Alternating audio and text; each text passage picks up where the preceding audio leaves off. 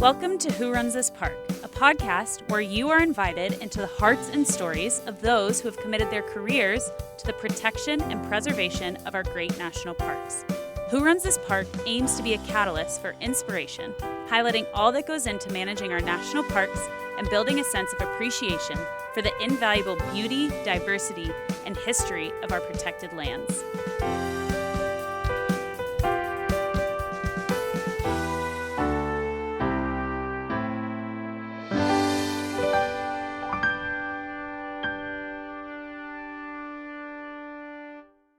Who Runs This Park is stoked to partner with Sun, Earth, Moon to offer you 15% off their beautiful and colorful national park prints. I first discovered Sun, Earth, Moon on TikTok. And for those of you who know me, you know it's a big deal for me to use and find something on TikTok. So I was proud of myself. And I was floored by Kelsey's amazing artwork of various national parks across both the US and Canada. I knew I wanted to work with her the minute I saw her art, and collaborations like this are part of what's gotten me so excited to be doing Who Runs This Park. Visit sunearthmoon.ca. That's sunearthmoon.ca and use promo code WRTP at checkout to get 15% off any American National Park print. See show notes for more details. The Voyageurs, fur traders whom Voyageurs National Park is named after, and the Ojibwe tribes passed down lessons that canoers in the park could benefit from taking into account, and that is that you don't paddle in the middle of the day. Instead, you rest in the middle of the day because during that time, the lake conditions are much more rough, which increases risk of incidents and exhaustion. Bob DeGross, Superintendent of Voyageurs National Park, shared that lessons and wisdom like this can reduce search and rescue incidents within the park. Today on the podcast, Who Runs This Park, Bob shares more wisdom from his experience across mainly water-based parks, reminds us that preservation is much less expensive than restoration, and highlights the challenges of the accomplishment mindset folks have today. For those who aren't aware, Voyageurs National Park is located in northern Minnesota and is 40% water. And for those who also don't know, I happened to live in Minnesota when I was ages 0 to 2, so obviously I don't remember anything, but call me part Minnesotan. In this episode, I had a great time talking with Bob, and we even got some insight into how they're planning for ice road recreation this upcoming season. Let's dive into the episode. Bob, welcome to the show. Thank you. Thank you very much. I'm pleased to be here with you. Yeah. So a way that I like to dive into things is kind of starting things off with understanding some of the more unique experiences you've had working in the Park Service. So I'd love to hear about one of the more unique experiences you've had working as superintendent. Well, this is my first superintendent role within the National Park Service, actually. I've had different acting opportunities as superintendent for career growth opportunities and things. So I was very pleased to be selected as superintendent of Voyageurs National Park. Originally being from the upper Midwest, West Central Wisconsin, basically, I always have had an affinity for these northern tiers of parks. Yeah. Voyageurs, Isle Royal, Apostle Islands, Pictured Rocks, especially growing up reading Aldo Leopold and Sigurd Olsen and things like that. But once I came here and being superintendent at Voyageurs National Park, I will say one of the greatest experiences that I have is anytime I'm getting out into the park and leaving a developed area and eventually boating out along the undeveloped shorelines of the lake and everything like that. That's within the park. And then you go along and you see people out just enjoying this place, whether they be tent camping at one of our campsites or houseboating, or maybe just going out and fishing and everything. It's just an outstanding experience for me, at least, as I leave that developed area that has a shoreline of cabins and resorts and different things like that. And then all of a sudden that all just sort of drops away and it's an undisturbed shoreline with the undisturbed forest and everything. So I can't help, every time I go out, I have a big smile on my face because it's great to see that in the summertime. One of the neatest experiences for me here too, besides that, is getting out in the wintertime during a crisp, cold, clear winter night, maybe getting out snowmobiling or getting out on our ice road. And if you're lucky, it's like crystal clear. We all know how it is in the wintertime because there's no moisture in the air and the stars look just like they're so close. And, it's so if we're extremely lucky, to have maybe aurora borealis taking place and everything like that. And I've even been out there at times where you're standing at the end of the ice road with little to no artificial light disturbance and having wolves calling out off in the Oh, distance and wow. everything like that. Oh my So, gosh. yeah, Hopefully not yeah, too close. Far yeah, enough where you yeah, can appreciate them. yeah, exactly. Yeah, I was in preparing and researching, learned about the ice roads, and actually talked to, as I mentioned before, but talked to Mark Miller, who Mark works Miller, yeah. with the park as well. And he was saying, actually, last week, y'all were discussing and trying to figure out what your, I don't know what the prep words are, but like your proper ice use plans or.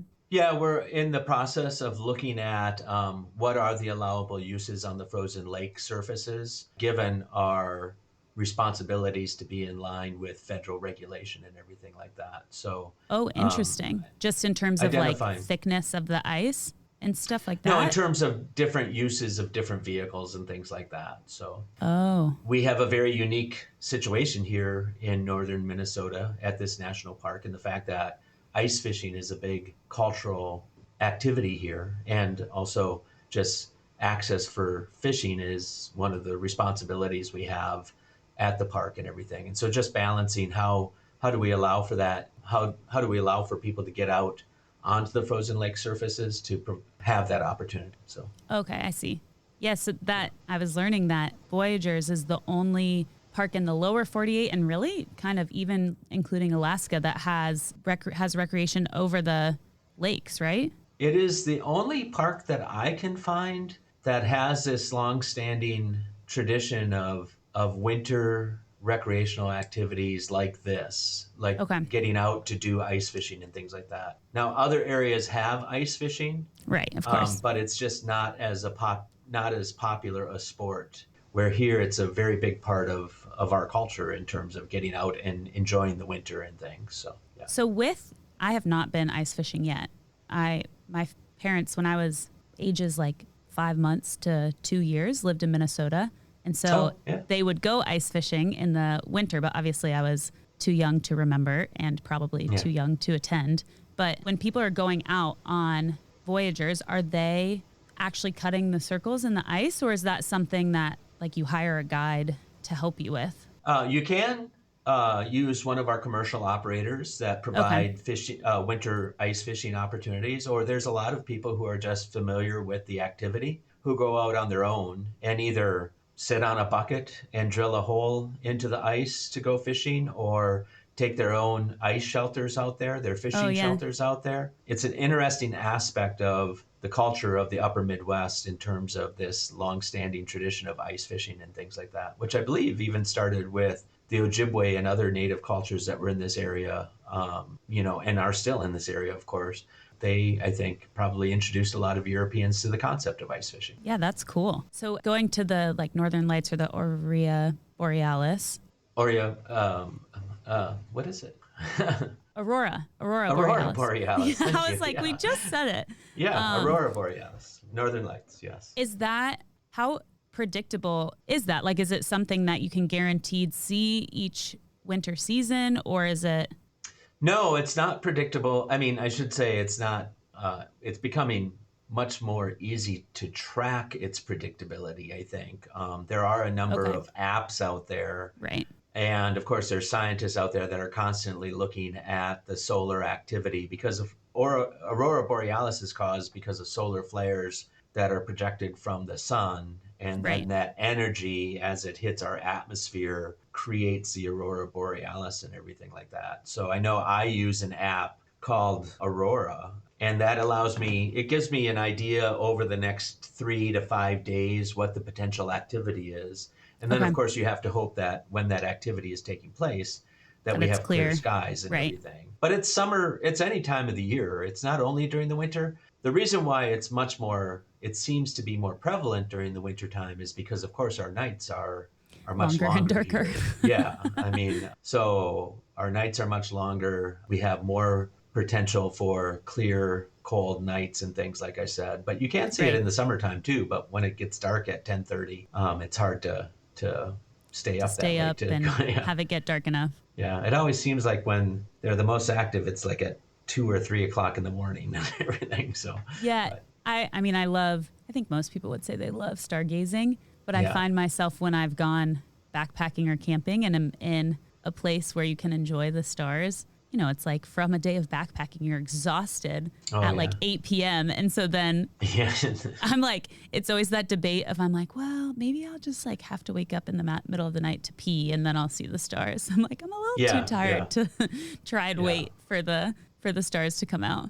Exactly. Yeah. So the aurora borealis, though, you can see it any time of the year. The predictability is becoming better with the apps that are out there and Right. things. But even if you come up to enjoy the dark skies that Voyageurs, and it's really not only Voyageurs, it's Voyageurs National Park, it's the Boundary Water Canoe Area Wilderness of Superior National Forest, and Quetico Provincial Park in Ontario as well.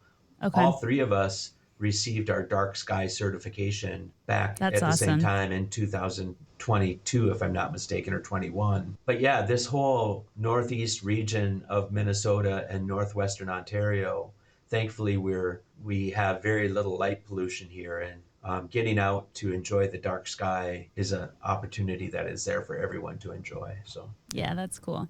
And it's nice to hear that it's in the summer also, maybe a little more feasible from like a camping perspective to experience when it's warmer. exactly, yeah, yeah. If you, like I said, if you can time it right and everything. So Yeah, so I'm curious about, you had mentioned, I'd seen this actually when prepping, and I think one of the interviews you did, but then you also mentioned it earlier of some of the authors you read growing up, so Olson and Leopold. I'd love to hear kind of what type of stories you read from them and how you feel like that shaped your perspective of Voyageurs. well, I would say not only my perspective of Voyageurs, but just my perspective of my career and everything like Yeah. that. I grew up in a farming community in west central Wisconsin and have always had an affinity for the outdoors. I think when you're younger, you think, oh, I'm going to become a game warden or something like that. And I ended up just actually primarily working in communications and education and everything. Okay. And that's how I got involved with the Park Service. And it was really just always wanting to be connected with the outdoors, and not only the enjoyment of being in the outdoors, but being an active participant in assuring the protection of these special places and things. So it's just something that I've always done. Richard Louv, I don't know if you ever read his book, Last Child in the Woods, which is a very No. moving book talking about our continued and increased disconnection with our natural surroundings and things like that. He hypothesizes in that book that some people are just born with an additional sense that really gives them a deep connection to the outdoors. I don't know that that's 100% true, but I've always had that affinity of really just wanting to be connected with conservation and the outdoors and everything like that. Right. And I'm pleased, I'm happy to be able to do that. I've been privileged actually to be able to do that. And I hope that the work that I do is providing those opportunities for many generations to come to continue to be able to have these connections with these places. Like I said at the beginning, one of the things that moves me a lot is when I go out on the waters of the park, leaving the developed areas and going along the undeveloped areas, but seeing that family camping along the lake shore and having the opportunity to see an undisturbed dark sky, Yeah. hear loons and wolves calling in the distance, even swatting the mosquitoes, you know. Yeah. These all are the opportunities for us to connect to our natural surroundings. And we're just so lucky, especially in the United States, where we have a mosaic of different types of public lands that have and provide an opportunity of a variety of different types of uses and things like that.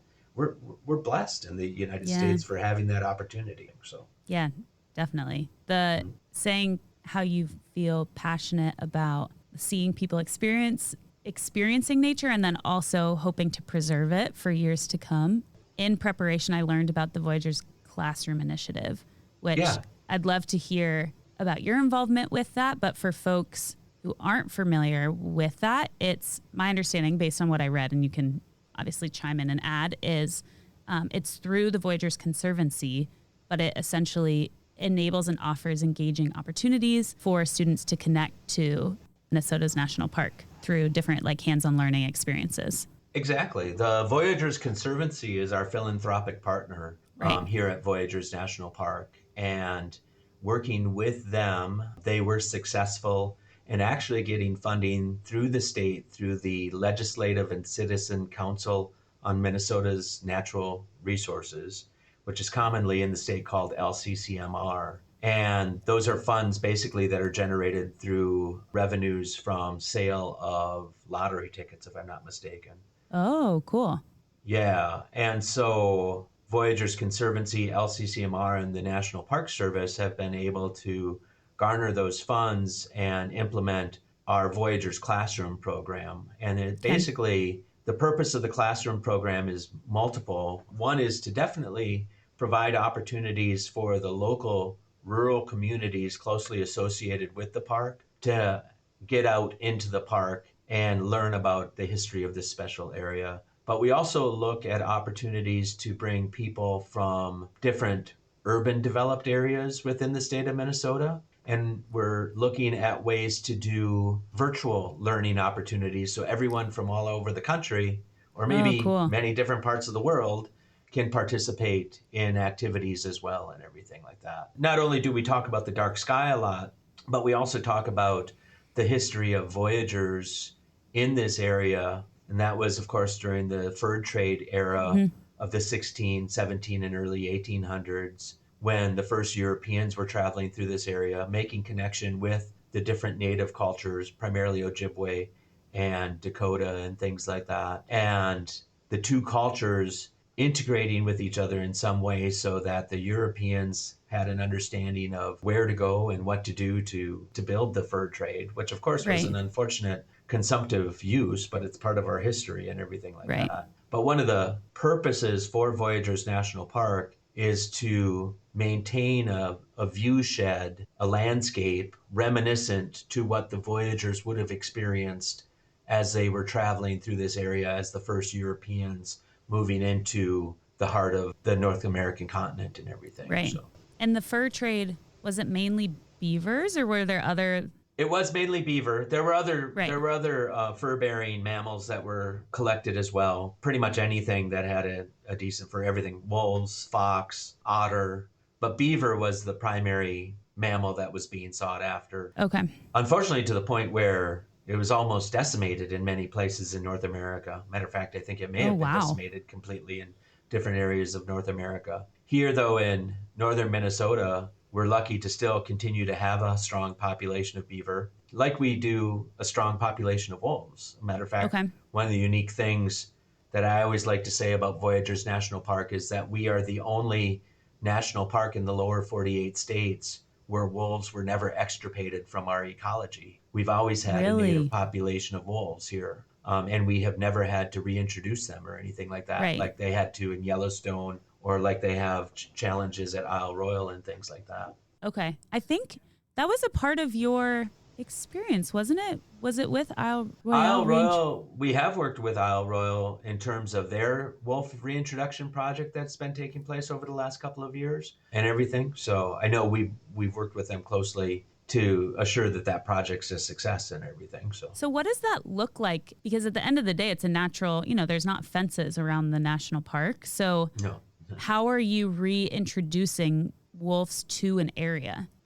Well, we have not had to do that because we've Right. always had a viable population of wolves in Right. this area. So in Yellowstone, for instance, where wolves were extirpated, and I believe it was in the 90s or early 2000s, they reintroduced wolves to the Yellowstone ecosystem. And I believe their wolves were primarily from portions of Canada on the northern Rockies and of the Canadian Rockies Okay. were taken from that population and introduced into the greater Yellowstone ecosystem. Where here, a couple of years ago, when Isle Royal started its wolf reintroduction project, they did take some individuals from the Voyageurs area in Okay. northeastern Minnesota, northwestern Ontario to be reintroduced on Isle Royal. And when you say extirpated, is it from like they just are hunted out of the area or it becomes unsustainable for them to live? So they like migrate or? No, the history of wolf management in the United States, most of the extirpation has been caused. And extirpation, of course, is when a local population of a specific species is wiped out and everything like that. Okay. And most of the extirpation that takes place is caused because of previous management when wolves had bounties on their head and just trying to eradicate the species from the area, unfortunately. Okay. And now, again, with Yellowstone, as an example, recognizing the importance of having a complete ecosystem with all of the different Yeah. links in the chain there, they reintroduce wolves there to assure a healthy ecosystem. And when you, I guess, gave wolves to Isle Isle Royale. Royale, Yeah. how do you select like which wolves? Are you studying? Are you trying to understand like, well, to keep our population stable, we want X percent of like males versus females, and so then from that you decide which wolves to like transfer? I don't know if that's the right word. Yeah, and I was not here at the time when a lot of that study was first started and everything like that. Okay. But I believe they did capture a certain number of wolves and they identified how many males and females they needed and everything like that. So I can't speak to the details of that, but yeah. Yeah, it's cool though of kind of, yeah, doing an analysis of like what threshold do we need in an area to almost restart the population, and then what percentage can we remove from voyagers without negatively impacting the voyagers like wolf population. Exactly. Yeah, there had to be a matter of fact, I believe when Isle Royal did this project, and I hope that you have the opportunity to speak with Denise Swanky in the future, Yeah. who's the superintendent Yeah. out there. She'd be able to speak to it better. But all the wolves that they took to Isle Royal were not only from Voyageurs. I believe some of them were from okay. Northwest Ontario as well. And like I said, we here at Voyageurs have been lucky in the fact that we have not had to reintroduce wolves, and we've always had a Yeah, that's healthy, awesome. viable population. And one of the things that I've always held to through my career, and I forget who it was that actually said this, and it stays in my memory. But any time that we can preserve something, it's important, right? Because preservation is much less expensive than restoration. You know, when we can preserve something and assure its existence in perpetuity, it's much less expensive than having to go back and recreate and restore something like that. So Right. And I mean, I think of this all the time think of all the energy even that goes into like creating cameras. It's like they're trying to recreate what our eyes naturally see and do. yeah, And yeah, it's hard to get, I mean, there's amazing restoration efforts, but it's hard to create there are. like the magic and the beautifulness of just what was naturally there and created Yeah. and already present. So I like that it's a lot less expensive to preserve rather than to restore. Well, my mindset on that comes from working with a variety of different professionals in South Florida, where restoration is a major ongoing effort to restore the Everglades and everything. Why is it from like hurricanes or just like previous human use of the area? It's from generations of a perspective of the Everglades and the wetlands in general through the United States being worthless and unnecessary and a hurdle to development and everything like that. So we had probably for a good 200 years a mindset of drain and reclaim, right? And that's what they were doing in South Florida. Basically, more than half of the Everglades has been altered and much of the Everglades is outside of Everglades National Park. Much of that landscape has been altered because of that previous mindset. And now recognizing the benefit that those natural wetlands provide, and we have to go in and restore them. That goes back to beavers in a way here because of the fact that beavers are such a natural engineer here in Minnesota, I should say Voyageurs National Park.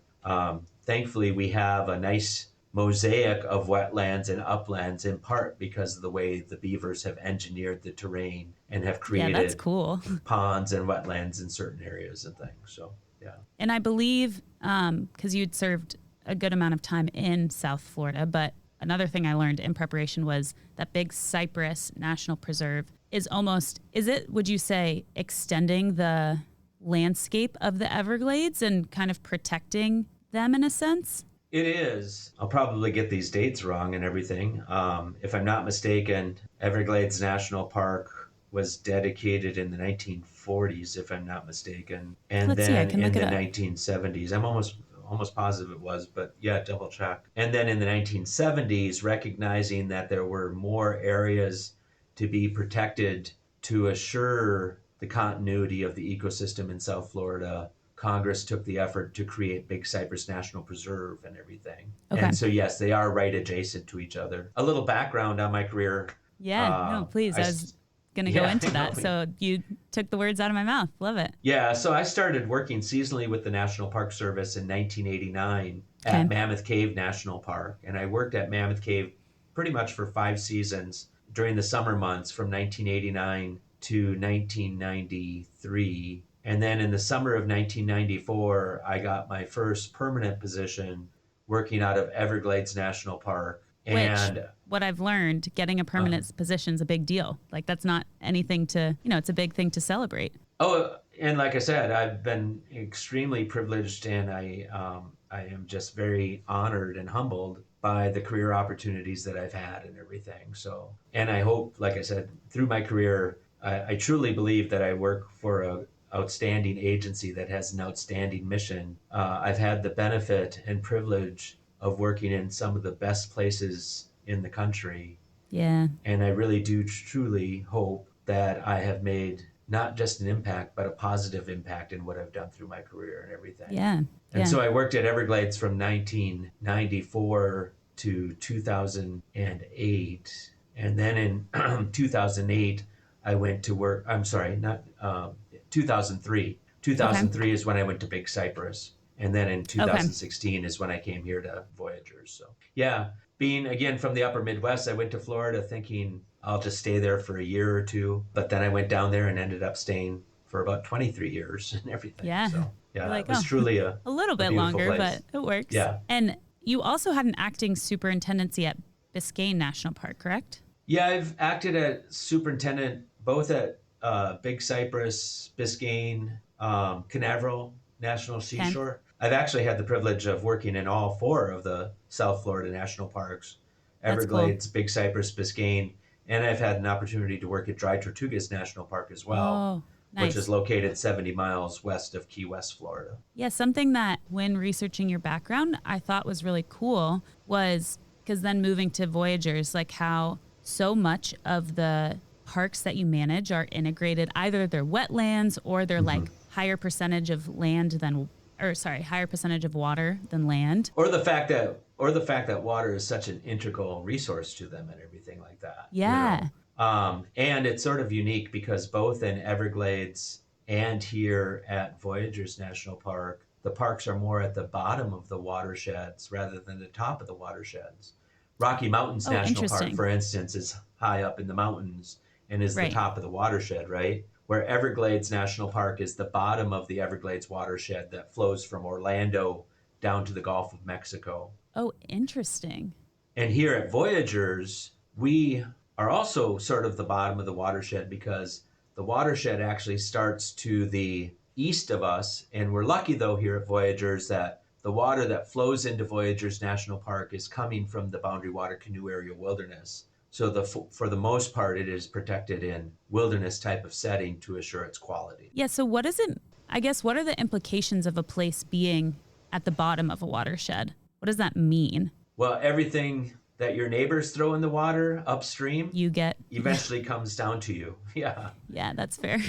Yeah, so it's always challenging. And again, at Everglades, where there was agricultural development and urban development and drainage above the watershed, above the national park, here we're Right, lucky that we do have the Boundary Water Canoe Area Wilderness that protects our headwaters above us, and we right. continue to protect the water as it flows through Voyageurs prior to it flowing down the Rainy River and eventually going out to the Lake of the Woods to the west of us. Lake of the Woods, Minnesota, is to the west of us. How do you find, because there's different, I guess, you're dealing with, I don't know if you're dealing with boat permits in Everglades and Biscayne, but you are at Voyageurs, right? No, we don't. I mean, we don't do permitting here for the boats. They just have to be registered with the state. Oh, I Very see. much like Okay. Everglades and Biscayne as well. Commercial operators need another permit from the National Park Service if you want to Oh, I do see. like tours or if Okay. you want to do commercial fishing and things, or I should say commercial fishing,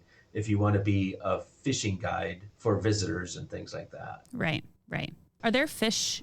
Like, do people go fishing in the Everglades? Yeah, Florida Bay, which is the southern end of Everglades National Park, is a big hot spot for sport fishing, as is the 10,000 Islands area of Everglades National Park, which is located on the west side of the park and everything. Well, there's 10,000 islands in Florida, but then 10,000 lakes is In Minnesota, Minnesota, yeah, right? yes, yeah, Okay.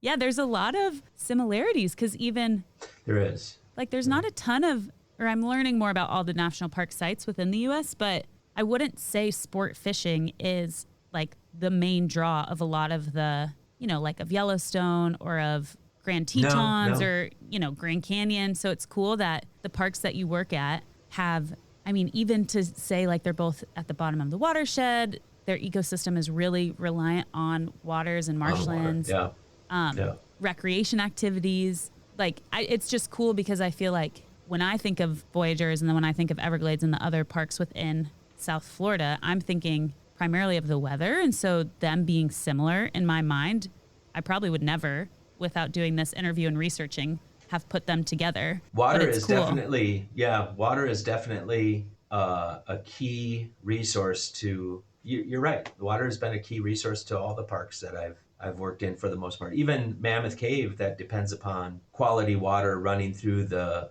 cave system and eventually out onto the surface and everything like that. Yeah, that's I'm cool. also a Cancer, so, Yeah. yeah. You're like, it's So, all making sense. Your life's it's all been laid making out. sense now. Yeah. Yeah. Yeah. Yeah. I'm sure they considered your zodiac sign Astrological in hiring zodiac you. sign. Yeah. Yeah. What stands out from your experiences in Florida? Like, what were some of the unique experiences you had while working as acting superintendent or while working at, you said Big Cypress was most recent? It was, yeah. That's another unique thing about the parks that I've worked at in my career is that they're not the most easily accessible. They're not typically a place where you can just drive along and park at a trailhead and go hiking with no problem at all.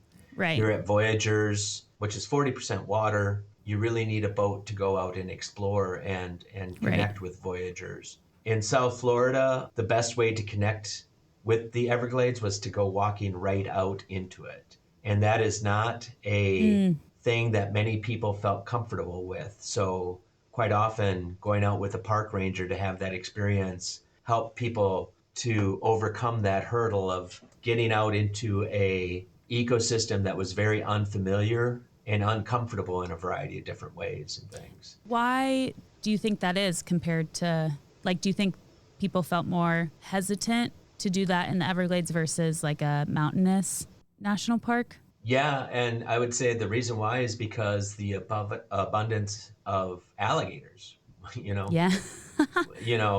Because one of the neatest things, and this is what I was getting back to your question about one of my neatest experiences in South Florida was when I was on a swamp walk Okay. in October, and well, actually, it was around closer to the end of the year. I was about waist deep in the Everglades in Oh water. my gosh.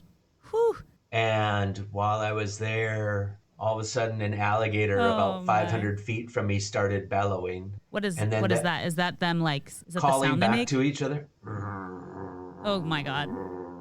Is No. just a low rumbling. So No. standing about waist deep, an alligator about 500 feet from me starts bellowing, and then eventually, over a period of about 20 minutes, about 10 different alligators started calling Oh my from gosh. about 500 feet to probably about a quarter mile to a half mile from me and everything like that. And that was just one of the most unique opportunities that I've had. Were you afraid? And Like, unique in like a, I'm scared for my life, or like a, wow, this is cool? no, it was like, wow, this is cool because I knew how to react to it and everything. Okay, that's fair. But one of the unique things about living in South Florida is living and working in some of the most urbanized, culturally diverse areas in the Miami, Fort Lauderdale, or Naples, Fort Myers area. But then within about a 40-minute drive to an hour drive away from there, you can be waist deep in the middle of one of the wildest places in the country and have 10 alligators start calling around you. Yeah, I will say, like,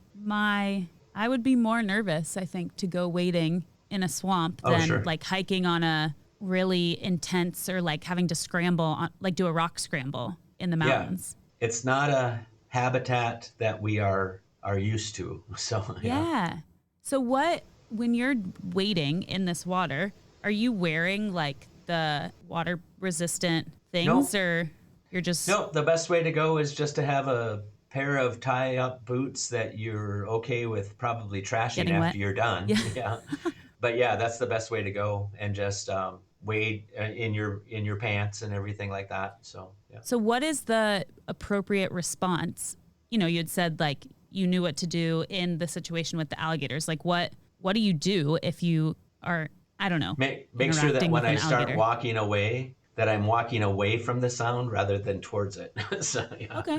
That yeah, feels yeah, I yeah. feel like I could do that. Yeah, for the most part, like any large animal, they don't want to waste their energy. And so, as long as you watch them with respect, right? Right. Like anything, look at what's even happening with popular tourist areas where wildlife does take place and people want to try to approach them rather than just watching them from a distance with Right. respect and allowing them to have their space and allowing you to have your space and Yeah, everything. what's the I mean, I'm assuming if we like go back to the wolves and Voyagers, it's a similar Oh, very much so. The protocol. wolves are much more secretive, of course. You know, they tend to be more nocturnal in their activity, depending on the time of the Mm, year and everything like that. So they tend we have had some situations in communities close to the park where there's been some wolves that maybe have shown less fear of humans and things like that. Eventually, though, they end up going back deeper into the woods and everything. But yeah, anytime that you see an animal, it's best to watch them from the distance that you can yeah. and back away from the situation if at all possible and everything when you're ready to leave it. Is it similar? Because I know when I've camped in more mountainous areas, you know, you have a bear box or you have a bear canister or something like that. Is it similar with wolves? Like, do you have to Not as hide your much food because or? they're not as attracted to human food and everything. Okay. We have bear boxes at our campsites at Voyageurs too, because we do have a lot of bears in this area as well. So thankfully we don't have too many human wildlife interactions here. We've had some bear issues, but once we got our bear boxes, we've seen the incidences of those bear interactions greatly decrease and everything like that. So yeah, it's all I think a big part of it is having that mindset of respect for your surroundings, right?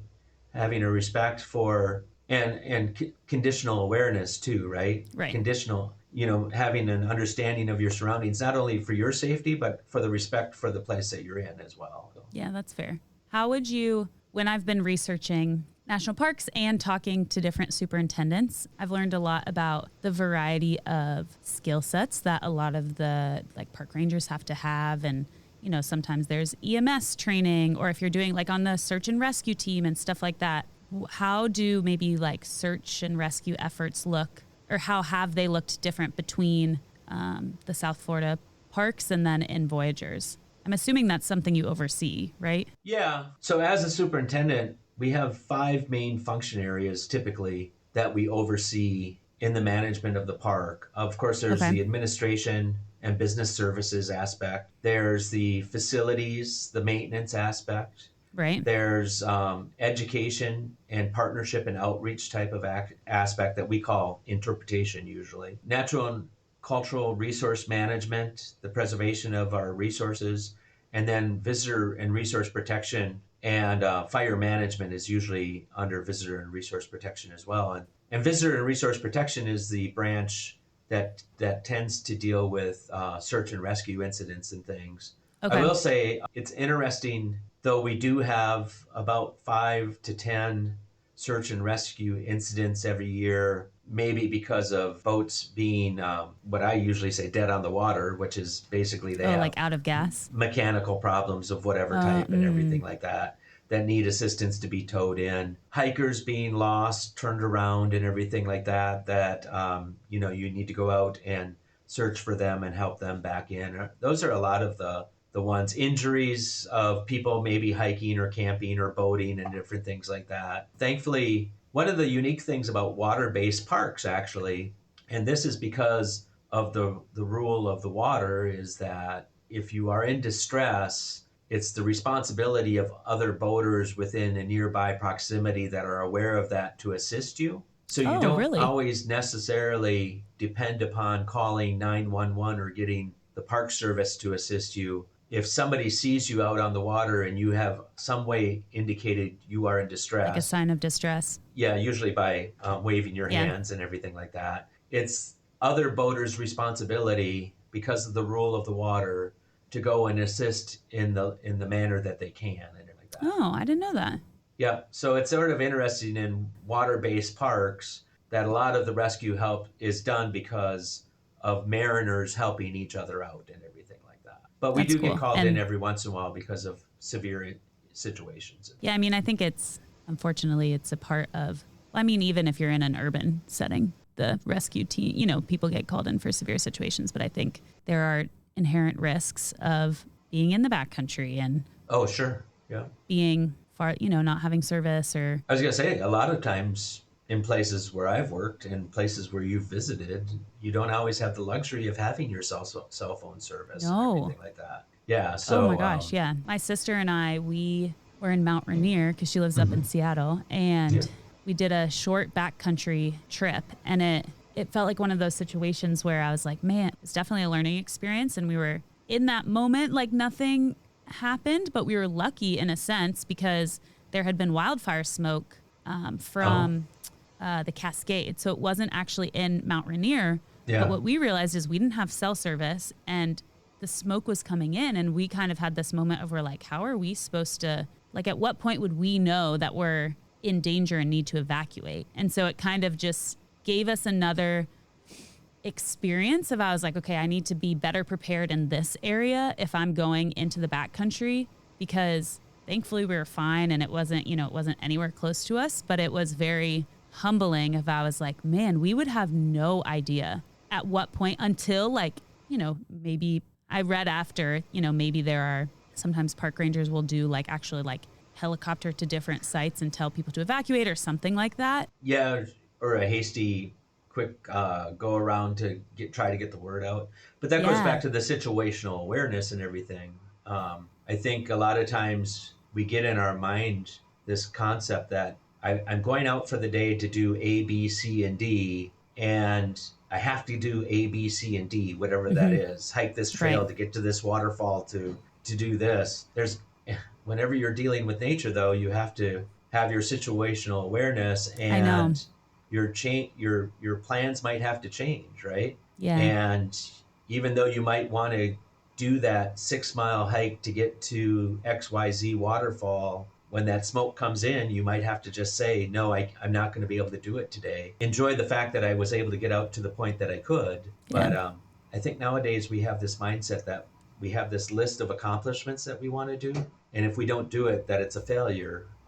But when you're out in nature and nature dictates that you can't do it, that's not a failure. That's No, it's protecting being your smart. safety, and it's being smart, right? Yeah. Yeah, we had to make similar on a trip. I was like, man, this was a learning experience for both of us, but we had to make the decision because it was like a week of being really hot in Washington. And so the glacier was melting at a faster rate. And so throughout the day, the like rivers would get higher, and they had just replaced this bridge over a river, but it was getting washed out. And there was a risk of it getting washed out on one of the sides. And to do this hike, we would have to go across the bridge and then hike up and then come back down and get back to our campsite going back across the bridge. And we had to make the decision to not do it because Good. we were like, if we had a campsite and we had all our gear and we just had to go across it once and get to our campsite, we would have done it. But the risk of coming back and the bridge being washed out because of the increased like water, and then us, only having stuff for a day hike, we were like, it was one of Don't those things risk it. of that we Yeah. would have been able to get like closer to the glacier and had a better view, and I think be actually on the glacier. But yeah, we had to make the decision. And that's where search and rescue incidents occur, right? It's when Yeah. people have not considered the potential risk and put themselves into a situation that now becomes very risky and they need assistance with extracting themselves. I'll Yeah. use an example. I don't know. Have you ever done a lot of big water canoeing like we might do No, here at not yet. Voyageurs? Hopefully soon. So, and this is interesting because it's a lesson learned from the Voyageurs and the Yeah. Ojibwe and the early paddlers through the area. You don't paddle in the middle of the day, right? You rest in the Oh. middle of the day. Oh, And interesting. the reason why that is because especially in the summer, as you get close to the middle of the day, the lakes are starting to warm up. You get more convection activity, which is causing more of a chop, especially if it's windy and everything like that. So during the peak of the day, around 1 and 2 is the time that you rest because that's typically when the chop on the water, the wave action on the water is increased. You wait until that time is passed Oh, and the day interesting. starts to cool off, and then you paddle more during the early part of the day and the later part of the day, not during the middle of the day because the lake conditions are going to be much more rough for you and you are Hmm. going to exert much more energy. And when you say rest, are you like resting on the shore or are you just in the canoe, not necessarily paddling? The Voyagers would go along and just camp out in the middle of the day and have their lunch and Oh, cool. smoke their clay pipes and things like that. And Yeah. but yeah, they would, and basically you would find either a safe harbor behind an island or in a bay or something like that, and just rest during the middle of the day along the shoreline. That's good to know. Did you, in your experience in the Park Service, have you been a part of some of the like search and rescue teams, or is that not the, I guess, I have sector that been. you've worked in? It's not really the main sector that I've worked in, but I have been involved in some search and rescues and things like that. I've also been in situations where it was like I would really like to keep moving forward, but I Yeah. know my situational awareness and I know the conditions aren't going to allow that. I've had Yeah. times where I've had to hunker down to allow storms to pass while I was out in Mm, the Everglades or even on the lake here in Voyageurs and things like that. Again, that goes back to I think nowadays we have this mindset that we must do A, B, C, and D, right. but working and living and visiting natural areas like national parks, you start to reconnect with nature and recognize that natural conditions that you're faced with are going to dictate what you're able to achieve. Yeah, which I think is a good perspective for people to learn that in many of these instances, nature's probably going to win. Like they are Yeah. stronger. They are, Yeah. Yeah. like when I'm in the air conditioning of my house and I am not interacting with nature very much, it's kind of easy to be like, oh, I want to do whatever I want. And the weather doesn't dictate that. And especially growing up in Austin where it's usually sunny, I just Mhm. assume that I can do, when it rains, I'm like, what? Like, Yeah. this is not, I plan to be outside today. I don't understand. But I think it's good. Well, parks give us this opportunity. Parks give us this opportunity to reconnect with the natural system, to reconnect with what is ultimately our home that we have removed ourselves from over millennia and everything like that.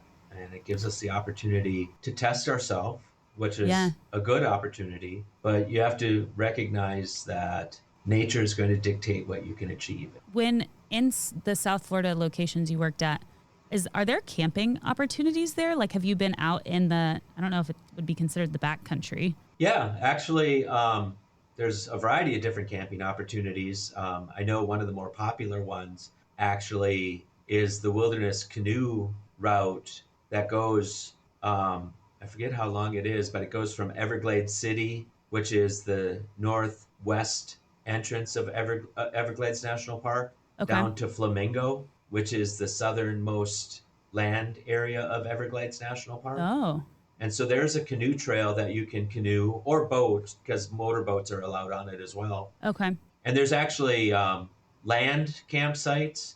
And then there's also what they call chickees, which are platforms that are built over the water. And you set Whoa, your tent cool. up on the platform at these chickees. And yeah, Oh my gosh. And you probably hear the alligators at night. yeah, you can hear the alligators bellowing Man, at night. Or imagine though that would be a little less comfortable sleeping on the wood than the land, but a very cool experience. either way, down there you need a sleeping bag pad Yeah. because even the Yeah. land is pretty much coral rock and everything like that down Oh, there. So interesting. yeah, but I will say there's camping both in South Florida and here at Voyageurs National Right. Park. I might be biased, but I do believe that we at Voyageurs National Park have some of the best campsites anywhere in the National Park Service.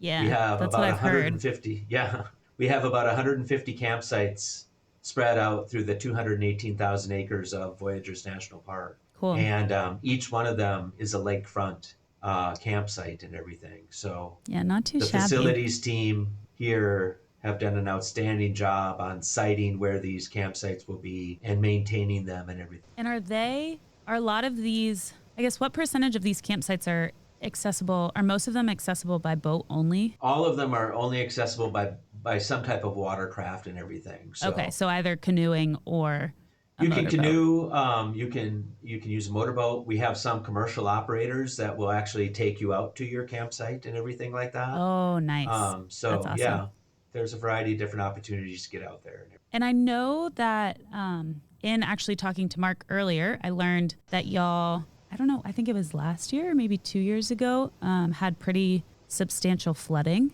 at the park. Yeah, in 2022, we had a major flood, actually the worst flood in recorded history and everything like that on Rainy Lake and in the watershed here. And Okay. that was caused by a variety of different things, but primarily I believe it was just a trifecta of Right. a very cold winter and a very wet spring. Okay. A matter of fact, if I'm not mistaken, in March, April, and May of 2022, we got around close to 15 inches of precipitation in a time when we would Oh, typically wow. get about 6 inches of precipitation. Yeah, so And it, more than double. yeah, and that rain also came at a time before the ground had thawed. So all of that rain basically just ran over the frozen ground and right into Mm, the lake basin. It mm. was not a flash flood, it was a very long duration event. A matter of fact, we started seeing flooding start in about late April, early May, and then it persisted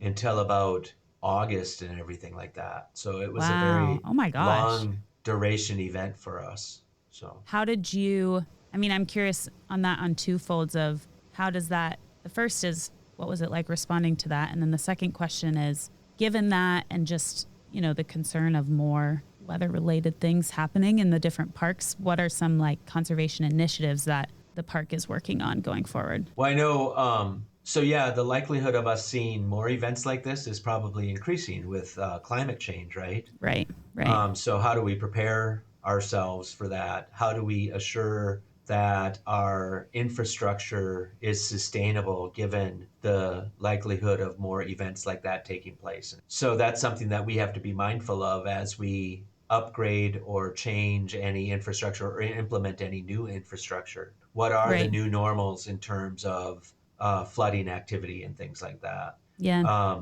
Another thing that we do is we work very closely with what is called the International Joint Commission. And this is a Oh, commission that's responsible for managing the waterways along the Canadian US boundary way. And so we have the Rainy Lake of the Woods Watershed Board, which is a portion of that overall joint commission that looks at all of the waterways along the Canadian US border. And so that's something that we work very closely with them on is, what are the water management considerations that should be thought of in light of more increased flooding in the future? What are the mm, infrastructure implementations, not only at the park, but in other places along the waterway as well and everything like that. So mm. it's definitely something that 2022 was an eye opener for us because, like I said, it was the worst flood that we'd seen in recorded history. So, What type of damage did you see to the park? Was it mainly on the,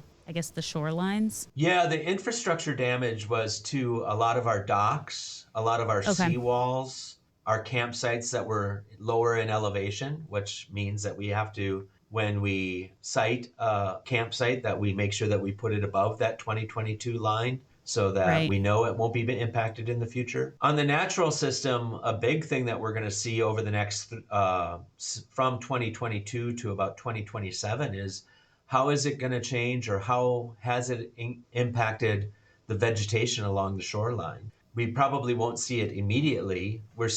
But over time, will we see certain larger trees that are dying off because of that extreme condition that they saw in 2022? And it just takes Oh, some time for like them to because react to it. they They were were so over close. like saturated with They water or were something like that. oversaturated and everything like that. Yeah, it is, I guess, interesting to see that some of those effects actually might take a couple years to actually show what the damage was. Yeah, I know some of the tree species, they did respond right away. We did have Right. a lot of tree fall because of those areas that were oversaturated or overtopped because of the floodwaters.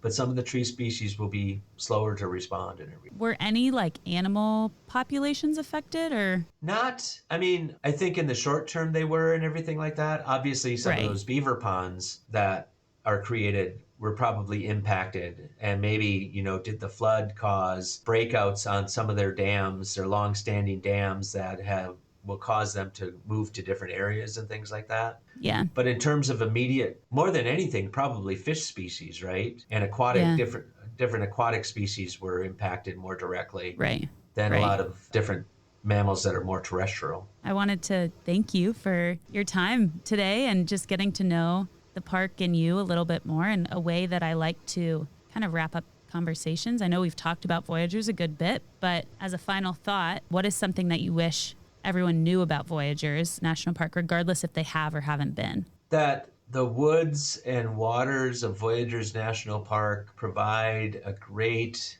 opportunity for people to get away from their normal daily routine. And when you get out there and you have the opportunity, either for the day or hopefully people have the opportunity for an overnight experience, I hope that they truly get a sense of what this terrain was like for those early voyagers and the Ojibwe and Dakota people at that time when travel was very different than what it Right. is today and everything. Yeah. And I hope they get the opportunity to recognize that by reconnecting with nature, hopefully it allows you to reassess the pace of your life. Yeah, that's good. And when I was researching, you can camp, you can stay on the houseboat, which is fun. Yeah. So it sounds like there's a lot of different ways for folks to slow down. Yeah, you can stay at a resort in one of our gateway communities and just take day trips True. out into the park and everything like that. But Yeah. I will say, and I'll reiterate, first of all, thank you for the conversation today. Yeah. I hope of we course. achieved your objectives. Yes. Oh, absolutely. Yeah, and I do just want to reiterate something that I said a couple of times, that I've been lucky in my career, both privileged and truly humbled, that I've been able to work with a great agency that protects outstanding places in this country so that everyone has the opportunity to really experience America, both our natural and cultural history and things. So Yeah, it sounds like quite the honor. It's pretty cool. And I feel honored and lucky to get to chat with the people who have committed their careers to doing that. So thanks to you for that. Thanks so much for listening today. Our music was composed by Danielle Bees. If you liked this podcast, rate, review, download, and tell your friends about it. This ensures the stories of our national parks and how they are run are shared. Listen to the other episodes wherever you listen to your podcasts or visit us at whorunthispark.com to learn more. I'm Maddie Pellman, and you've been listening to Who Runs This Park.